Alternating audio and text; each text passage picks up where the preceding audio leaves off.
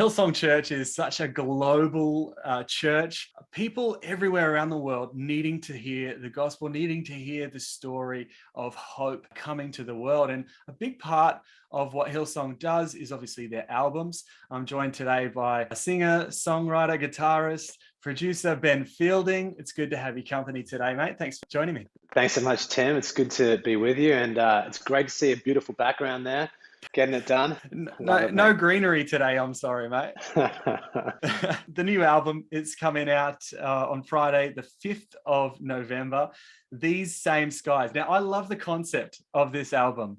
It's talking about the glory of God expands across the same skies throughout biblical times, throughout early church times and Jesus. And the same skies are the ones that we live under today, and we can experience that same glory. Talk to me about that concept and where it came from, how it was kind of expanded. Tell me about that. I think it's such a powerful image, and just the way you introduced it, I think, kind of says so much of that theme, because I think the last 18 months for so many of us around the world has kind of made the world feel smaller in one way, because we realize how interconnected we all are. In other ways, it's kind of made it feel bigger. Like, I know we've got family overseas, and obviously we haven't been able to see them. So you kind of have that sense of like, the world feels larger in one sense.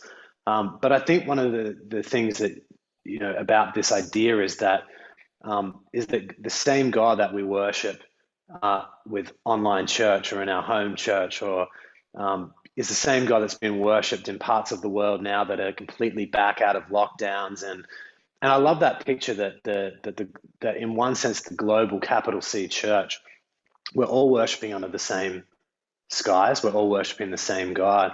And then, as you said, like, you think back to like the generations of believers who have worshipped, who have looked up to God, to looked up to where the help comes from. I think back to the biblical narrative of the promise of God to Abraham, and we're all heirs of that same promise. And it's a crazy thought to think that the faithfulness of God is proven not just in our day and age, but over generations and generations. And I think that should instill in us this confidence and essentially a hope to look forward to the fact that if God's done it before, he'll keep doing it and he'll do it again. How do you kind of stay fresh within the context of the global church? The heart of Hillsong Church and Hillsong music is essentially writing songs that help our church worship. And it doesn't really get a lot more complicated than that, and I think the needs of people, real people in our church, the families that bring the kids along, the people that walk in the doors of our church who are maybe setting foot in church for the first time, people that have been there for decades.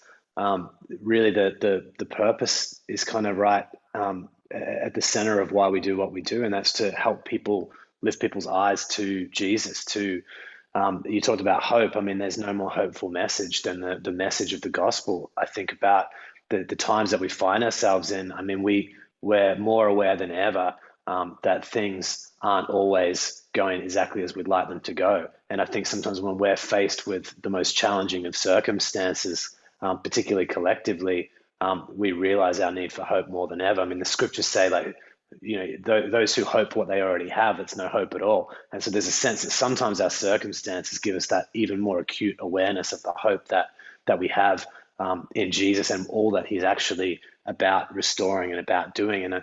And so as a church, I think we're constantly trying to find ways to be able to worship and to write the kind of lyrics and songs that speak to what is happening.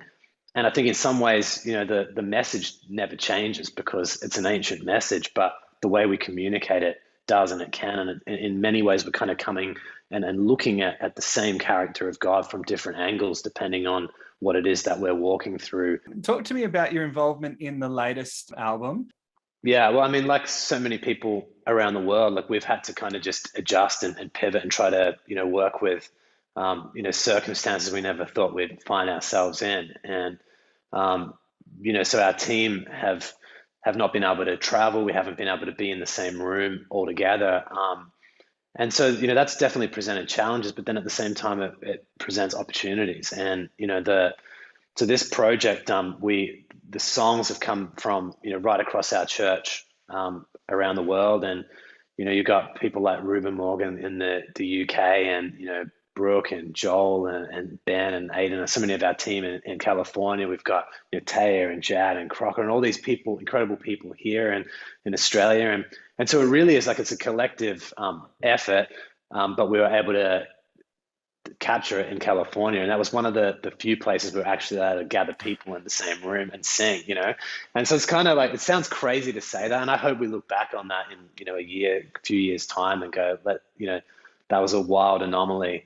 But the fact that we were even able to do that, we were able to gather people and our church in California, that feels like, it's kind of one of those like little blessings along the way. And I think it's kind of, this 18 months has taught all of us that, you kind of got to look for what you actually do have, and not focus on what we can't do, but kind of look at and be grateful for what we can do, what we do have. And I think use that to the glory of God. And hopefully that's what this project is. Great to chat, man. No problem at all, man.